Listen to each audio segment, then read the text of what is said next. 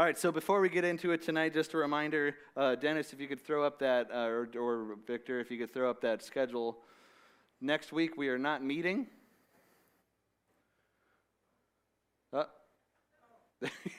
Yep. So next week, we're not meeting, and that's because of VBS, and I assume all of you will be there. So next week is VBS. It's going to be so much fun, and I think this is the best decorating we've ever done for VBS. Yeah. Yeah, Gina's really spearheaded this whole thing. She's done an awesome job. So, it's crazy. Anyway, so last week we wrapped up Solomon's 3 great poems. If you remember, the first 6 chapters were kind of letters or poems that were written from Solomon to his children, and he was teaching them to be wise, and he was teaching them all this stuff of how to make right choices and become godly and be wise. And then the last 3 chapters we studied, chapters 7, 8, and 9, are known as Solomon's great poems, and they were more great poems to his children, but they were these big concepts, and they were known as these great poems. Now this week we're going to begin the next big section of Proverbs, and it goes from chapter 10 all the way to chapter 22. And there's actually 375 little short poems that are encompassed in those 13 chapters. And this is where we're finally going to get into that typical format that we think of when we think of the book of Proverbs. Most of these 375 poems have 2 lines. Most of them have 2 lines. And each poem is 1 verse long of 2 lines. And you guessed it, each little poem is called a proverb.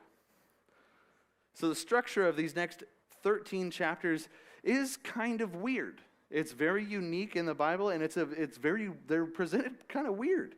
And I guess you could say they actually have a lack of structure rather than actual structure. And it's like Solomon didn't really separate them into overall topics or groups or anything like that. So the Proverbs kind of jump from one topic to another, one subject to another. So the structure's pretty weird there. But believe it or not, there's actually an order to them, even though there's no seeming structure. So it's kind of weird.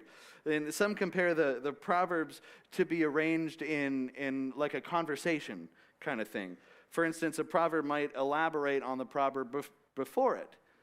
Or a proverb might contrast the proverbs before it. So you can kind of picture these poems written kind of like a conversation, where if you were having a conversation with somebody, you would do that kind of thing, where you would elaborate or contrast or do something about what the last person just said. You wouldn't just randomly, like, your shirt's blue, box on the chair. You don't talk like that. You know what I mean? It would be like, hey, your shirt's blue. My shirt's blue too.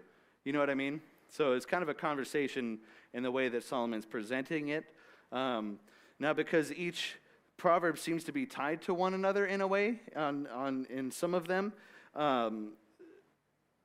in a way, it's looked at as all 375 of them are one big, long conversation. Again, in a way, kind of. So it's assumed that all 13 of these chapters, from chapter 10 all the way to chapter 22, that they all roll into one another, and they're not really split up into smaller sections. But we can't be here to go over the next 13 chapters over the next 10 or 12 hours or so we're going to have to split them up. So originally, this book was not separated into chapters and verses, and we know that. So the overall structure of the next 13 chapters will be kind of weird, but it's going to be okay. We're going to go through them each one by one, and we just spent 9 weeks looking at wisdom presented from a father to a child, and he provided everything from stories and examples to kind of highlight the correct choices that we should make and what the wise choices are, and highlighted the importance of godly wisdom in the last 9 chapters. But now for these next 13 chapters, these Proverbs are going to give us practical life application. They're going to describe our lives. They're going to describe good things. They're going to describe bad things. We know what Proverbs are at this point, but what's cool is that since this is a wisdom book, sometimes we actually have to use wisdom in order to fully understand what that proverb is actually saying in the first place, which is pretty cool. So let's just get right into it tonight. We're going to go again verse by verse, starting with Proverbs chapter 10, verse 1, that starts off simply the Proverbs of Solomon. It says, "A wise son makes a father glad, but a foolish son is a grief to his mother." Now, like I said, these Proverbs may be grouped into these sets of 2 or 3 verses, and they might have like a little mini theme, but we're still going to look at each one verse by verse. So whether or not they pertain to the previous verse, we'll get into that if it gets into that. But for the next 13 chapters, we're probably going to look at them verse by verse. And I think it's important to understand each verse and what they are saying. In this verse, it starts with a wise son. So far in this book, we've seen an example of this, because we read when King David was teaching his son Solomon how to be wise. We read that. And then we just saw a whole lot of King Solomon hoping that his son would choose wisdom as well, presenting wisdom to him. And then notice in this verse, it's that typical comparison and contrast that we expected in the book of Proverbs. First, a wise son makes a father proud, but a foolish son is a grief to his mother. We're going to see a lot of this kind of stuff, comparing and contrasting. This is a wise son versus a foolish son. But you can see that our decisions can actually affect those around us. Our wisdom and our foolishness might affect others than just ourselves. Wisdom benefits more than just the individual. We know that. Just as much as foolishness grieves more than the individual. And on speaking on contrasting here, not only do we see wisdom and foolishness, but we also see the father and the mother. And we also see gladness and grief. But you notice that there's the driving factor of this first verse is wisdom. If you're wise, then you respect God, and that's the beginning of wisdom. Now, that's a pretty detailed explanation of one little sentence verse, but not all these explanations are going to be super detailed like that. Some will be more, some will be less. So let's just go ahead and keep going here. Verse 2, "Ill-gotten gains do not benefit, but righteousness rescues from death." So you can look at this way. If you steal money, it doesn't really have any value. Now, from a worldly standpoint, you can argue, well, that's not true. Money's money. If I stole it, I can go buy stuff with it. Because if someone steals money, they can still spend it and buy stuff. But if someone steals enough, they can actually become wealthy. So how does that make sense? But look at, this is about godly wisdom. Here you can look at this as Solomon arguing that wealth, in reality, is worth nothing. Wisdom is better than money. We already talked about how beneficial wisdom is. Wisdom can save your life. It can prolong your life. So look at it this way. If a poor man is wise, then he's richer than a foolish king. Again, going back to Proverbs being about godly wisdom, being right with God brings benefits that money could never buy. Verse 3, "The Lord will not allow the righteous to hunger, but he will reject the craving of the wicked." So what is a benefit of godly wisdom? What is a benefit godly wisdom can bring that money can't buy? How about a flourishing soul? You can't buy your way into heaven. You can't buy your way into righteousness. Though this says hunger here, it's directed about the hunger of the soul. This is talking about the righteous, someone who trusts God, someone who's always trying to respect God and be obedient to God. The Lord will not allow the righteous to hunger. Yeah, sure, they might make some mistakes, but they love God, and they're seeking after righteousness. And God looks after the righteous. We've already talked about that in this book. Now, to contrast that, the wicked that this is referring to, wicked love wicked things. God opposes the evil person. So God's going to reject the craving of the wicked. Verse 4. Poor is the one who works with a lazy hand, but the hand of the diligent makes rich. I like this verse. This is talking about the lazy person that doesn't want to work hard. In the book of Colossians, we're told how we're supposed to be working. Anytime we work, we're supposed to work this way. Look at Colossians 3, verses 23 to 24. It says, whatever you do, do your work heartily, as for the Lord and not for people, knowing that it is from the Lord that you will receive the reward of the inheritance. Work as if you're working for God. This proverb, go back to Proverbs 4, or 10, verse 4. This proverb is practical for anybody. For any person, even for the secular world, you can look at this. Hard work is normally rewarded. If you work really hard, you're going to get somewhere. And prosperity tends to come to those who work hard for it. A lot of those people that have like a lot of money or big companies or whatever it may be, they worked really hard for it. They spent their lives working hard for it. They didn't have weekends. They worked 7 days a week. They worked really hard. This is not a new principle at all. Actually, it goes back to the very beginning of man, talking about the importance of hard work. In Genesis chapter 2, it says, the Lord God took the man and put him in the Garden of Eden to cultivate it and tend it. He was working already. That sounds like hard work. And then Genesis chapter 3 says, cursed is the ground because of you. With hard labor you shall eat from it all the days of your life. Both thorns and thistles it shall grow for you, and you shall eat of the plants of the field. By the sweat of your face you shall eat bread until you return to the ground. Sounds like hard work. Hard work is not a new thing. Hard work is beneficial. That's why that proverb says, the hand of the diligent makes rich. Can't earn that if you're being lazy. Verse 5. He who gathers in summer is a son who acts wisely.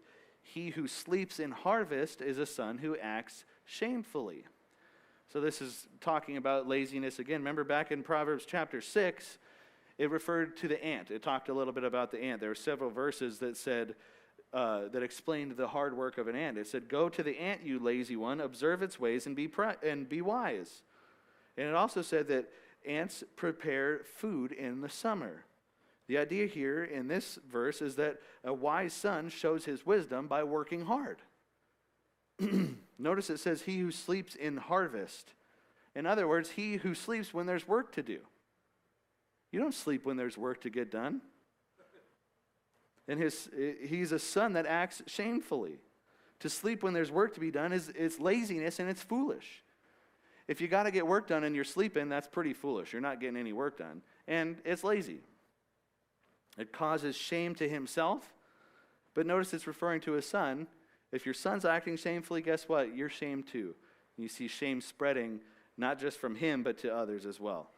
A wise person is not lazy. A wise person is not afraid to work hard.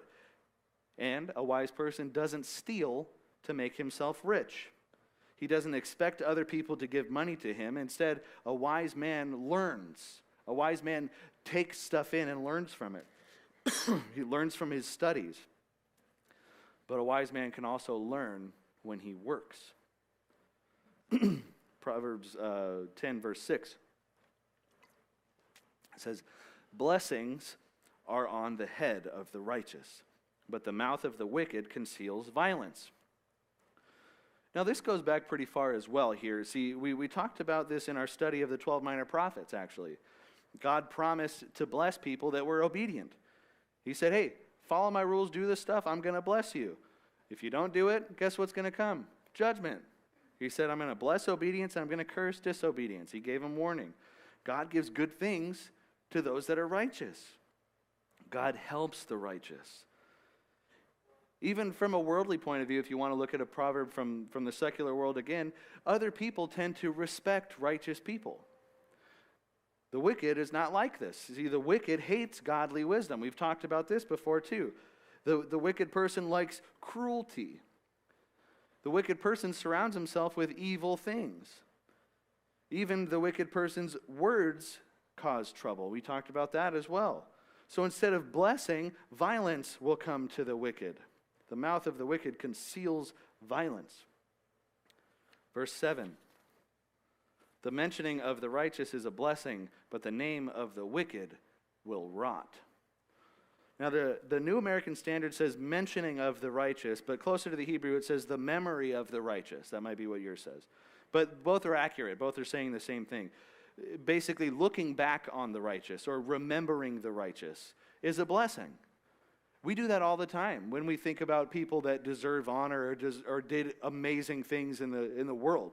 We build statues for them, right? Or we paint pictures of them. We look back at historical figures that have done good with respect. And I mean, we're kind of doing this right now as we read Solomon's words, right? We do it all the time with faithful people from the Bible. The entire Hall of Faith from Hebrews, all those people are people that we look back on and we respect them for what they've done. We look back on them with a sense of fondness. We respect them, we honor them. And when we look at it from the other side of that coin, we find the wicked people, right? Righteous are remembered with fondness and respect, but the name of the wicked will rot. In other words, if the wicked are looked back on or remembered even at all, every person depending on the way they live their lives and the choices that they made in their lives, they can essentially choose for themselves if they're going to be remembered as a blessing or be remembered as something rotten. Think about the evil people that we've seen in the world. We remember them, but their name is rotten. Even right now, any person that does anything bad ever that we consider an evil person, we call him Hitler right away. You're a Nazi, you're Hitler. Boom. Because Hitler's name is rotten, right? Because of what he did. Verse 8. The wise of heart will receive commands, but a babbling fool will come to ruin. See, the wise are able to receive instruction. They're able to receive commands from God, and they're able to receive commands and instruction from those in rightful authority. Wisdom gives the humility necessary to be instructed, and it gives them the humility necessary to receive commands from God and those in rightful authority. But a babbling fool will come to ruin. That's not the only time we see the phrase babbling fool, and I like that.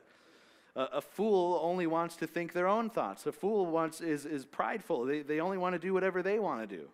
A fool is proud and prideful. A fool thinks that they know better. They don't want instruction. They don't need instruction. Don't tell me what to do.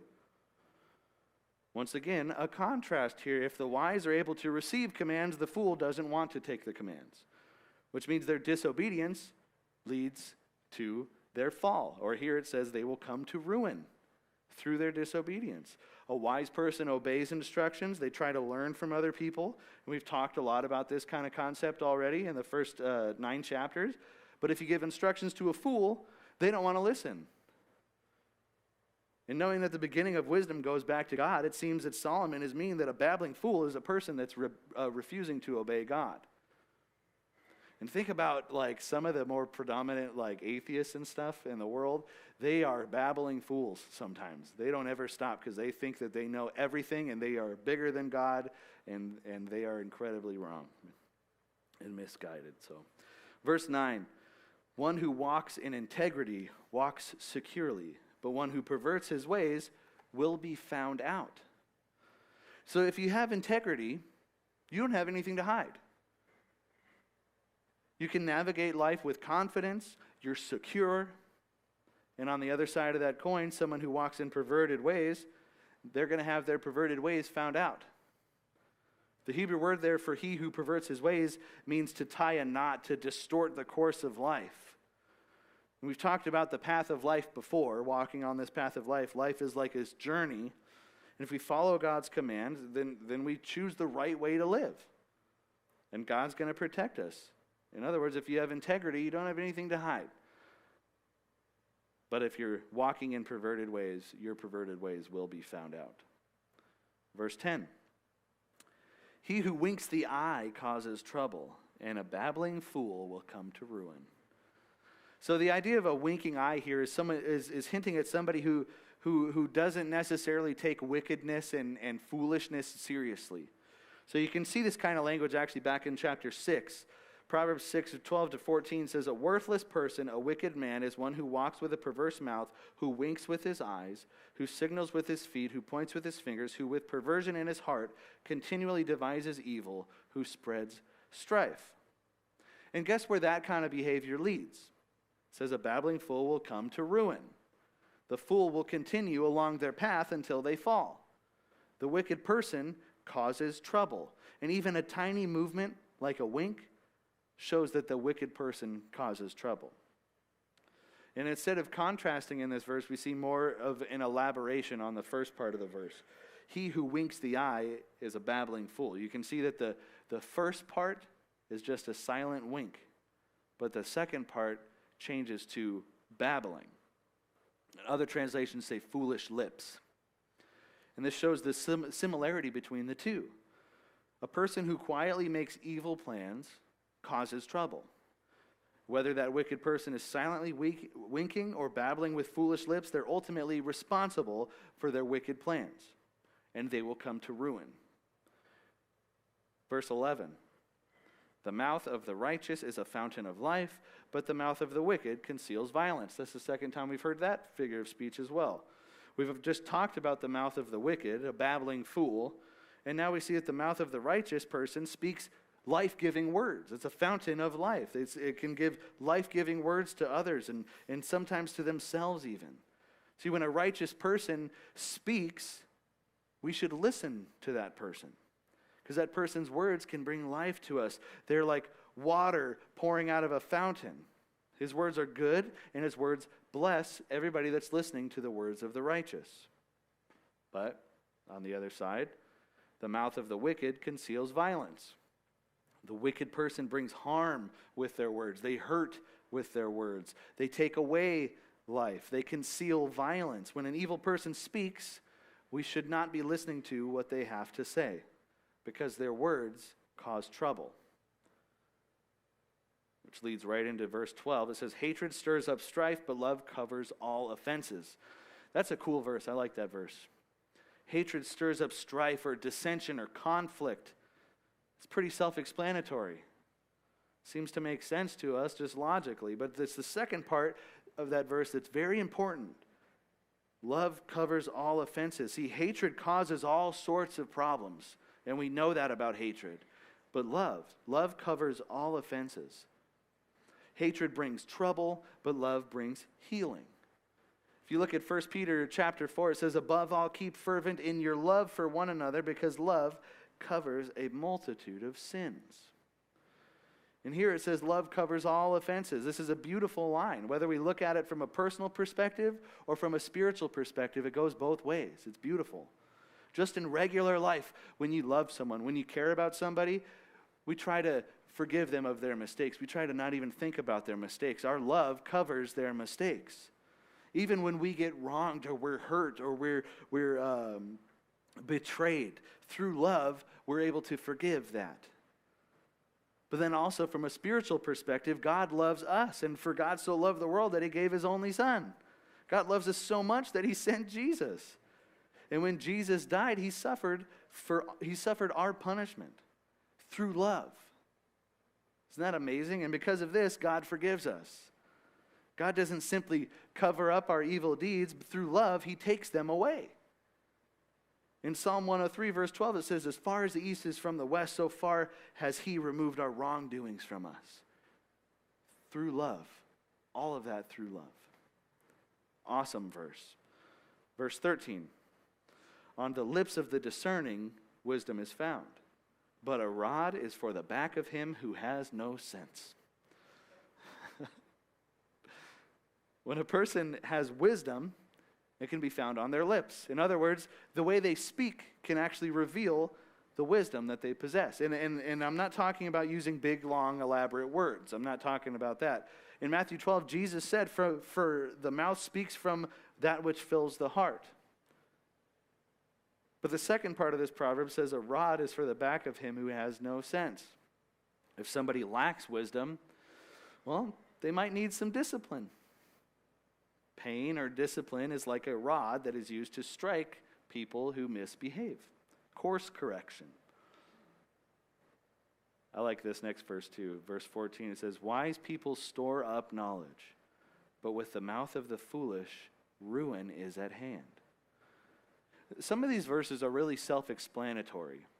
And this one, for instance, the wise takes their knowledge and they store it up. They keep their knowledge. Wisdom takes knowledge and then they store it for themselves. They might memorize Proverbs is a great way to start. That's actually why this is written in poetry, is to make it easy to remember. But you can memorize it. You could take some notes like Yvonne's doing right now. whatever works. Whatever works to help you store knowledge. It says wise people store up knowledge. That's what we do. That's what a wise person should do. A wise person wants to store more knowledge. But the mouth of the foolish, see, the foolish is a contrast to the wise. The fool rejects wisdom. And this rejection of knowledge brings with it a warning that ruin is at hand. In other words, ruin is impending. See, a wise person studies and they want to learn more and they want to build their knowledge, but a person who refuses God's wisdom is a fool, just outright. They're a fool. And this foolishness brings with it their own ruin. The mouth of the foolish, their words cause trouble. With the mouth of the foolish, ruin is at hand.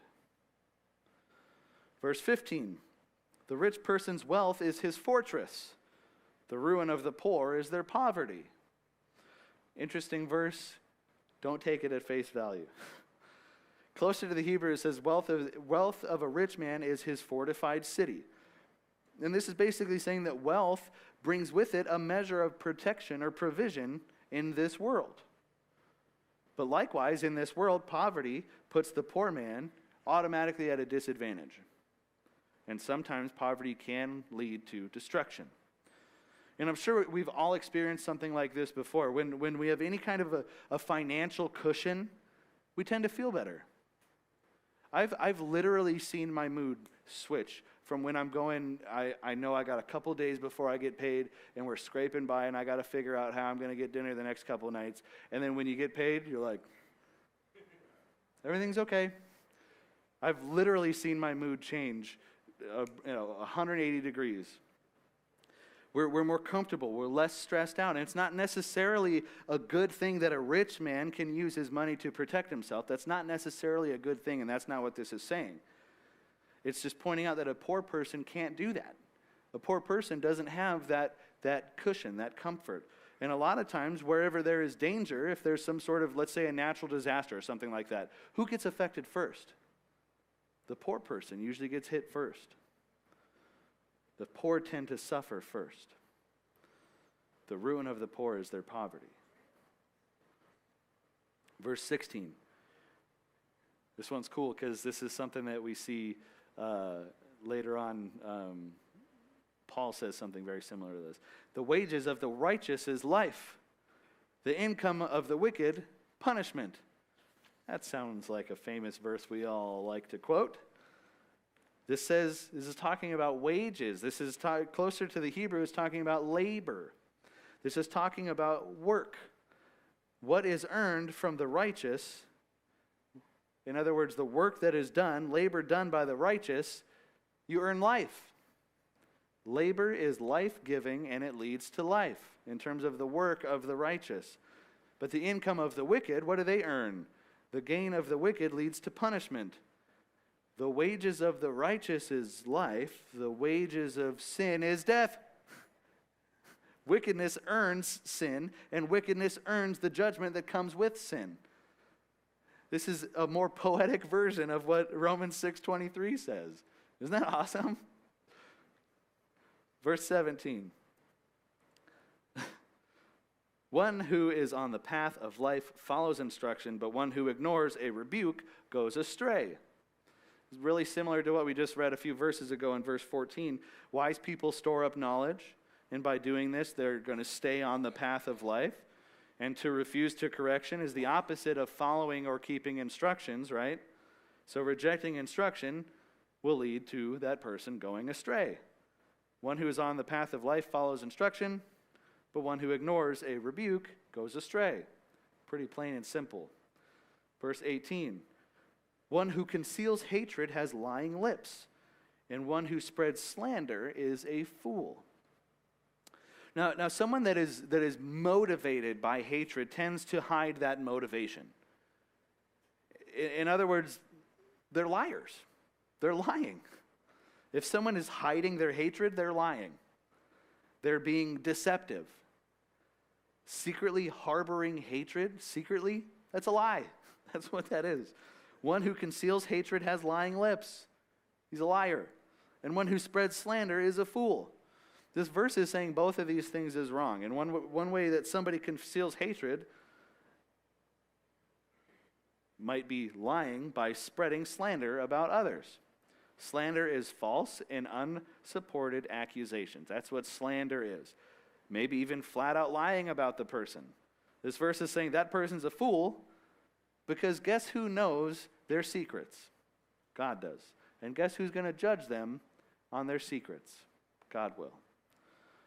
One who conceals hatred is a liar, and one who spreads slander is a fool. Verse 19. When there are many words, wrongdoing is unavoidable, but one who restrains his lips is wise. Now, this is an interesting verse. And again, sometimes you need to analyze this stuff and think about it from a wise perspective. It's interesting how many different topics all these verses are covering, and it's covering them in different ways. But this verse is showing that refraining from talking too much is wise. For a lot of people, the more they talk, the more they'll sin. There's much more potential to sin in talking than in simply listening. And Solomon is not saying that you shouldn't speak at all. He's pointing out that some people might speak too much. Many of us could bless others or even keep ourselves from sinning just by talking less, speaking less, restraining our lips. And it goes beyond that too. If we want to help people, guess what? Sometimes just listening to them can help them. Just being an ear for them. Sometimes we can show that we care with our words, but at the same time, sometimes we can show that we care by our actions, namely listening versus speaking. Verse 20. Have you ever experienced that? Where somebody's just talking and they're getting this stuff off their chest and you haven't said anything and they just go, oh, thank you so much for listening. And you're like, I didn't do anything. Isn't that amazing? That's that proverb coming to life right there. Verse 20, the tongue of the righteous is like choice silver. The heart of the wicked is worth little. Now notice a lot of these verses are dealing with speaking now. The tongue of the righteous is like choice silver. In other words, the words of the righteous can be good, and they can be helpful, and they can be beneficial. They're worth something. They're encouraging to others. They're building others up. They're sharing the truth about God to others. If we're wise and we serve God, and if we strive for righteousness, our words can help other people. Our words can be valuable. Like this verse says, like choice silver. So we should use our words very wisely because they're worth something. Again, encouraging, sympathizing, being empathetic, helping people, building people up to share. Now, of course, there's always the other side of this. A wicked person wants evil things. They like wicked stuff. Their heart is worth little. Just the words of the righteous are valuable, but the heart of the wicked is worth little. Verse 21. The lips of the righteous feed many, but fools die for lack of understanding. Now, obviously, this is meant to be taken symbolically. We just talked about how people freaked out when Jesus said, you have to eat my flesh and drink my blood. And now it's saying the lips of the righteous feed many. They're not feeding people lips. They're fed by good and beneficial words of the righteous. This is talking the same thing. The tongue of the righteous is like choice silver. These people can receive sustenance from the righteous, just from their words. This ties into a handful of verses about words here. The words of a righteous person are valuable to other people. The words of the righteous feed other people's minds and their spirits. They can become stronger. They can become encouraged by it. All the stuff that we just talked about. Other people can benefit from the wisdom of the righteous. But fools die for lack of understanding. Other people will suffer if they refuse God's wisdom. The fool's rejection of wisdom ultimately leads to death. Another thing that we've already covered in this book. Verse 22. It is the blessing of the Lord that makes rich, and he adds no sorrow to it. Again, we have to use wisdom when we're looking at these things, because we could say, you just said a while ago that wealth was bad. But then you also just said that wealth, it protects. And now you're saying that the blessings of the Lord makes people rich? Basically, if God gives wealth to a good person, then it's good for everybody. Because everybody's going to benefit, because the person that God made rich should use his wealth wisely. And we see that with people that are wealthy investing into positive things, assuming that that wealthy person is generous. And it's important for those that are blessed with riches to be wise enough to recognize that their wealth is God's blessing. They need to understand what James wrote in the first chapter of the book of James. It says, every good thing given and every perfect gift is from above, coming down from the Father of lights. They need to realize that it's the blessing of the Lord that makes rich. But the second part of that verse, it shows blessing upon blessing. See, it says that it's a blessing of the Lord that makes rich, and he adds no sorrow to it. Now, what does that mean? You see, if God makes you rich, it's a blessing. If God gives you wealth, that's obviously a blessing. But to be rich without sorrow is even better. Does that make sense? We've talked a little bit about this before, where there's a lot of rich people, a lot of wealthy people that are absolutely miserable. They're miserable. And in other words, they have sorrow along with their riches. And it goes back to a heart issue. Because it goes back to righteous versus wicked. A wicked person who is also wealthy, guess what they bring? They bring trouble and they bring sorrow. And they bring it not just for themselves, but for others as well. But a righteous person who is wealthy is able to bless others. He's able to take that blessing that he received and give it back out and be generous. Verse 23. Doing wickedness is like a sport to a fool, and so is wisdom to a person of understanding. Another really interesting verse. I love this one. Because to a fool, it says wickedness is like sport. It's fun. It's entertainment. And actually closer to the Hebrew, it says the fool delights in shameful conduct. The word delight means sport.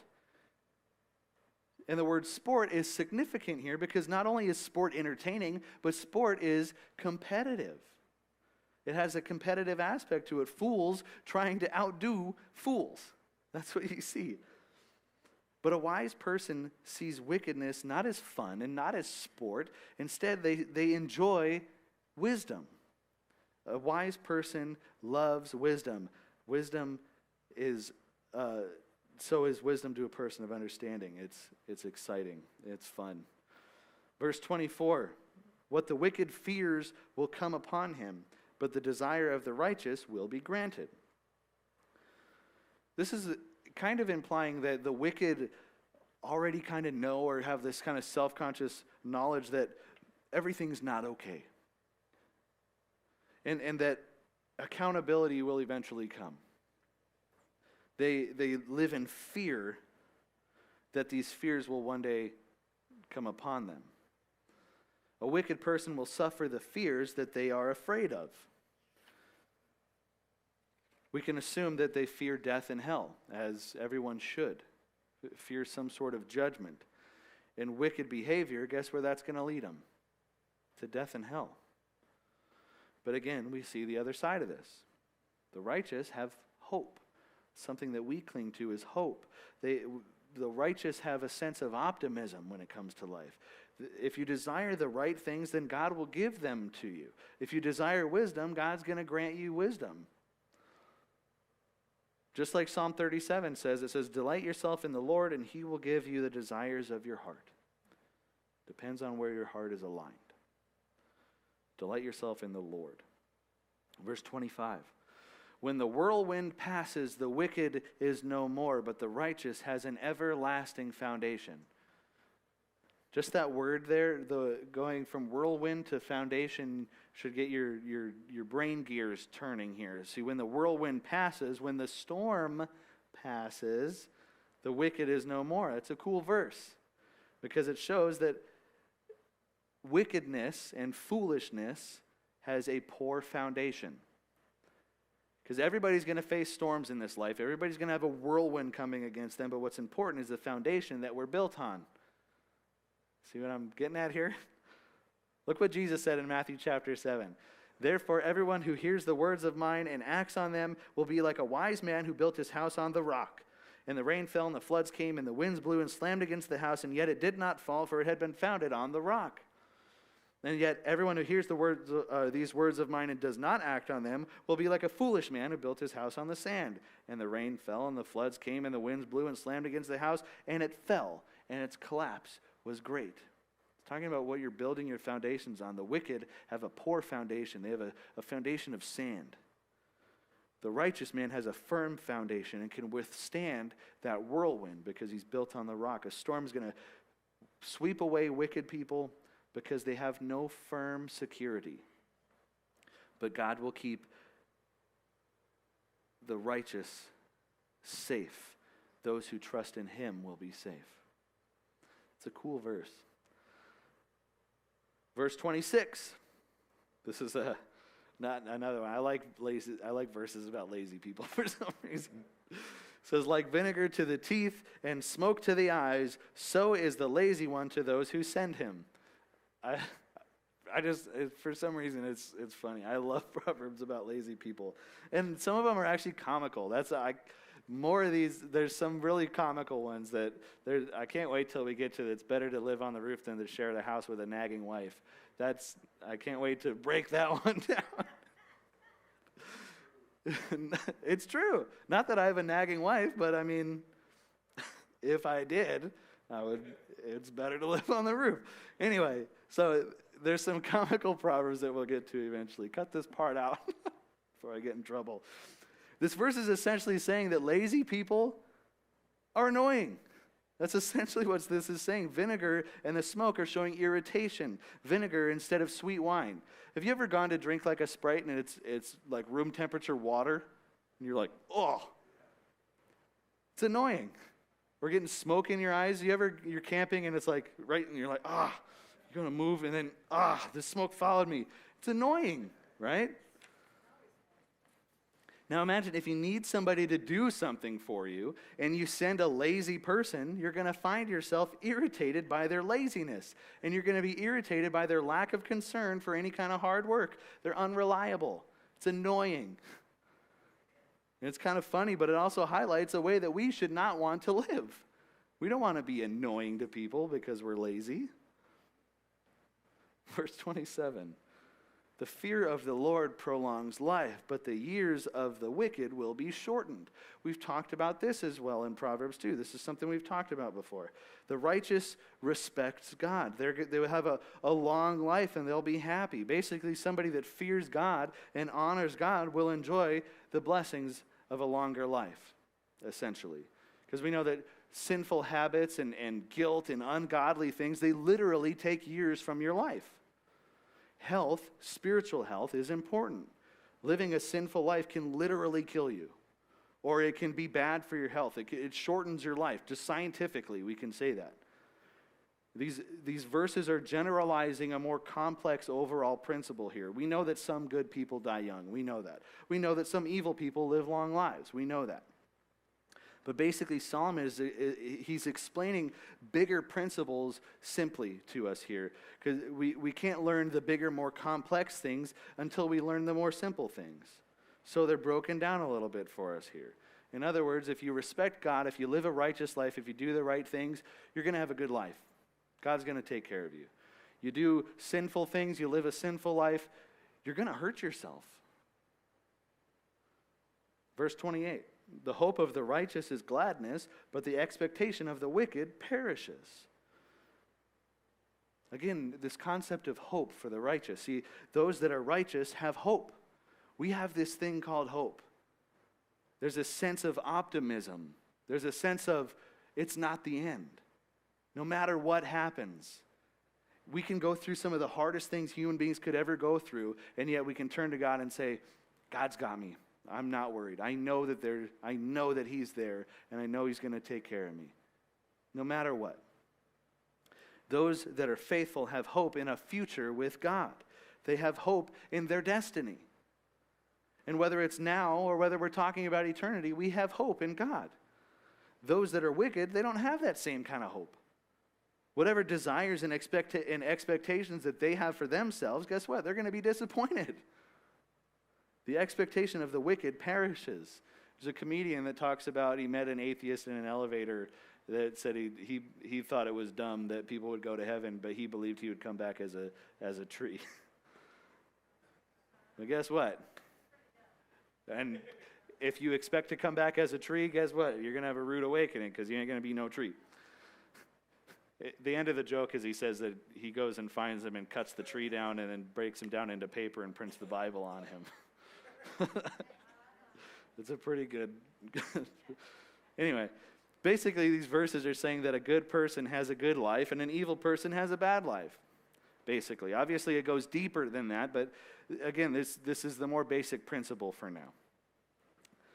Verse 29, the way of the Lord is a stronghold for the upright, but ruin to the workers of injustice. Some of these are worded really interestingly, the workers of injustice. It's another verse that's pretty straightforward.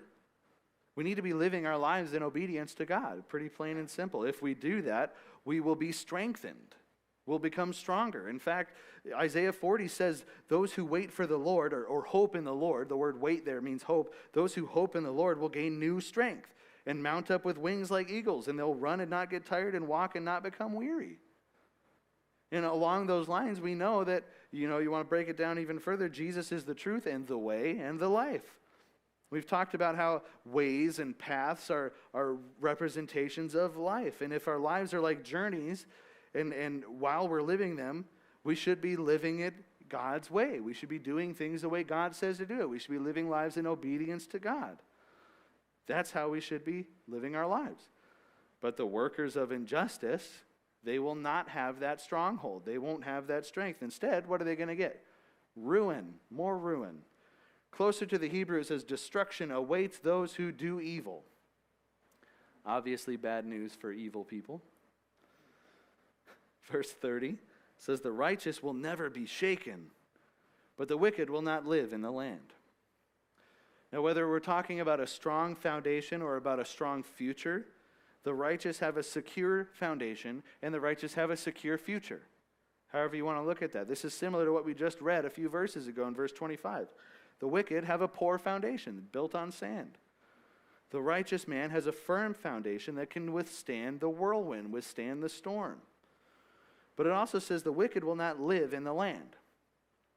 Now, Jesus said in the Beatitudes, he said, blessed are the gentle, for they will inherit the earth. Not the wicked. They are not going to inherit the earth.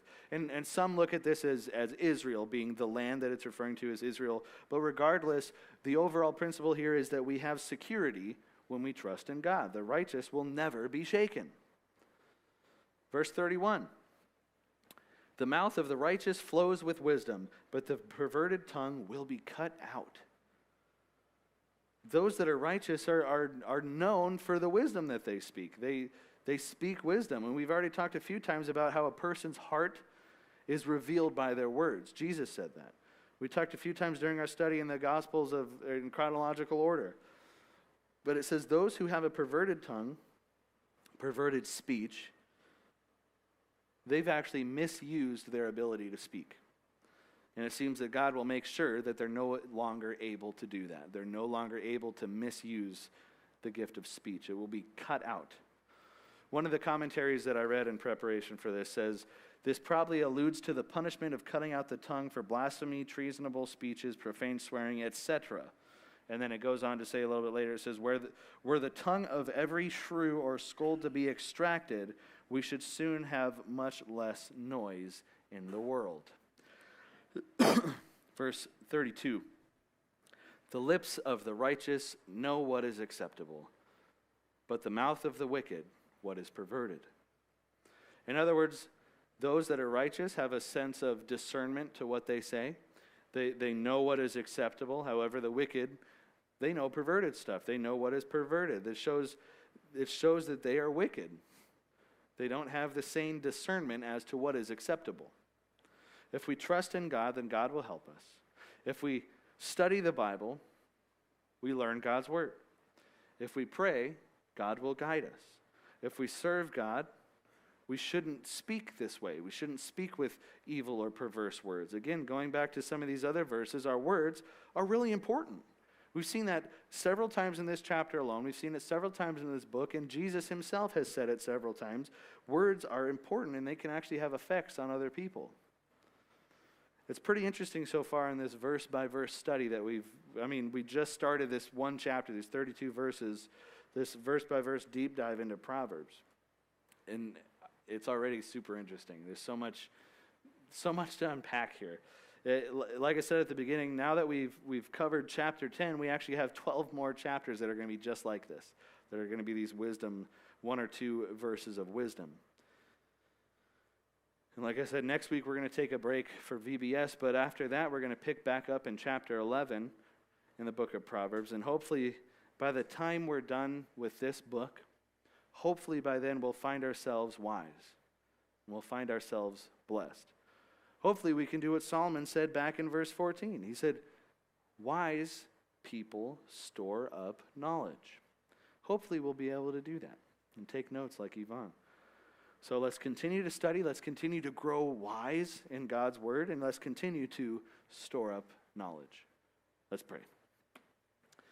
Heavenly Father, I want to thank you for all these little wise sayings, God, and how, man, if we could just memorize them and put them into practice, God, our lives can be exponentially different, God.